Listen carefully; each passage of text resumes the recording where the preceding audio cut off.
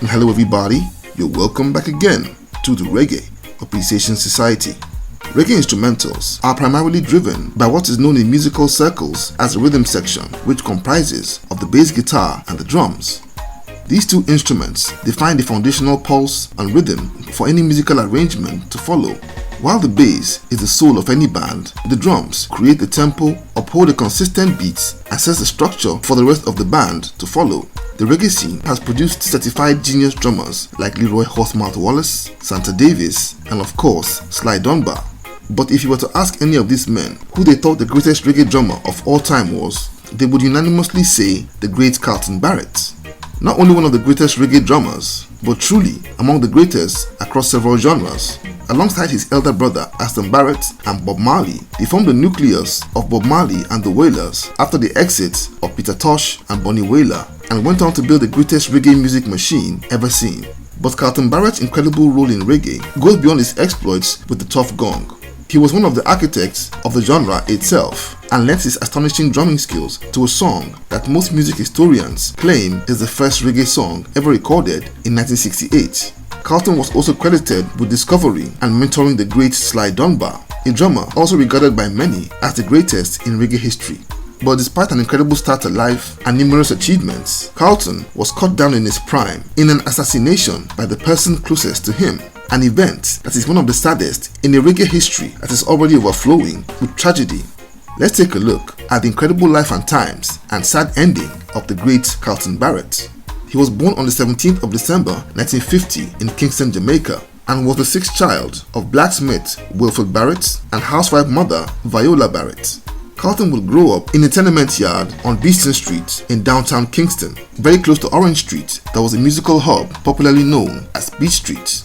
Like most Jamaican kids of his age, he was crazy about music, but after he and his brother heard the Wailers' hit track Simmer Down one day, the Barrett brothers got inspired to become musicians, just like the three teenagers that they were listening to. Carlton took to the drums, while his brother Aston gravitated to the bass guitar. They were too poor to afford real instruments and had to make their own out of scrap material. At the age of 14, he built his first drum set out of empty paint tins. That was the heyday of the ska era, and Carlton was heavily influenced by the great Lloyd Knibbs, the drummer of pioneer ska band the Scatterlights. The Barrett boys would quickly master their instruments and form their first band called the Drive-In Cracker Boys, an unprofessional setup, but one that was a stepping stone to a professional career. In 1967, singer Max Romeo, who had burst into prominence as lead singer of a trio called The Emotions, had gone solo and assembled a backing band called the Hippie Boys. But in late December in 1968, Max Romeo was scheduled to perform at a live gig for Christmas.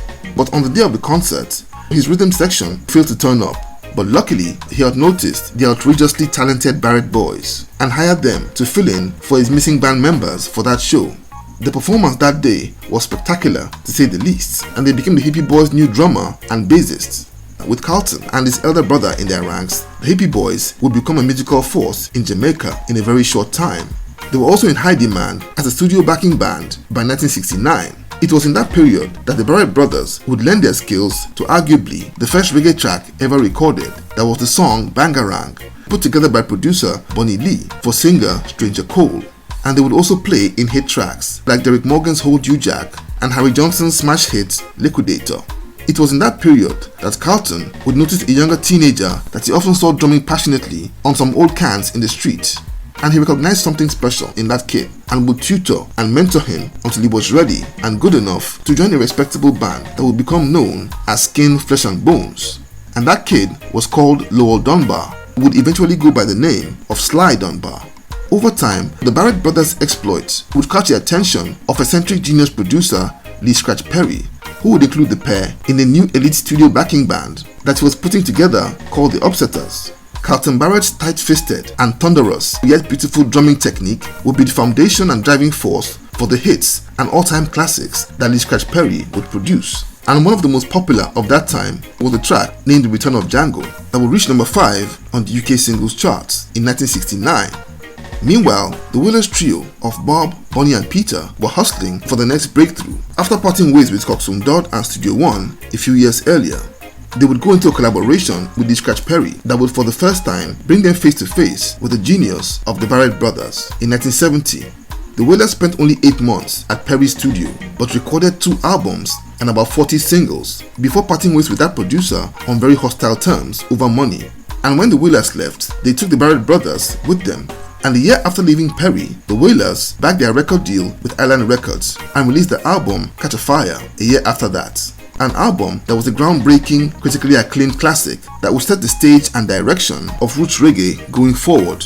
But just as everything seemed to be falling into place, a cataclysm would hit that group with the exit of Peter and Bonnie, less than 1 year after Catch a Fire had hit the streets. Now, with the loss of his 2 brothers and colleagues, Bob would rebuild his team from scratch. He would recruit the I3s as backing vocalists, and at the nucleus of the new Bob Marley and the Wailers was Bob, Carlton Barrett, and Carlton Barrett. Carlton's role at the heart of the Marley music machine cannot be stressed enough, and he not only emerged as the backbone of the Tuff Gong sound with his mind-blowing hypnotic drumming, but also became the archetype reggae drummer as he would innovate and popularize a style of drumming called the one drop that became synonymous with Bob Marley and the Wailers sound. And Carlton would also write some Bob Marley classic songs like War, Them Bellyful, and Talking Blues. With Carlton and Aston in his corner, Bob Marley would go on to become a roaring success and global reggae ambassador that cemented reggae as a genre that had come to stay. Carlton would lend his skills to other artist projects like Tosh's Legalize It and Bonnie Wailer's Black Heart Man, but my favorite Carlton Barrett's performance was in 1980's Augustus Pablo and King Tubby meets Rockers Uptown. That track saw Carlton Barrett in his true element. He put in a spectacular and simply mesmerizing display that was funky, hypnotic, and unparalleled in brilliance. He and Aston were the irreplaceable cornerstones of Bob Marley's juggernauts until the Tuff Gong would pass away on May the 11th in 1981 of cancer. In the aftermath of Bob's death, Carlton and the rest of the Wailers would tour intermittently over the next few years and lend their talents every now and then to other artists' projects. However, a terrible tragedy would strike the Wailers family again 6 years after Bob's death. On Friday, April 17, 1987, Carlton was returning home around 9:30 p.m. In that period, his marriage to his wife Albertine Barrett was on the ropes, and according to close friends, he was in the process of breaking it all up.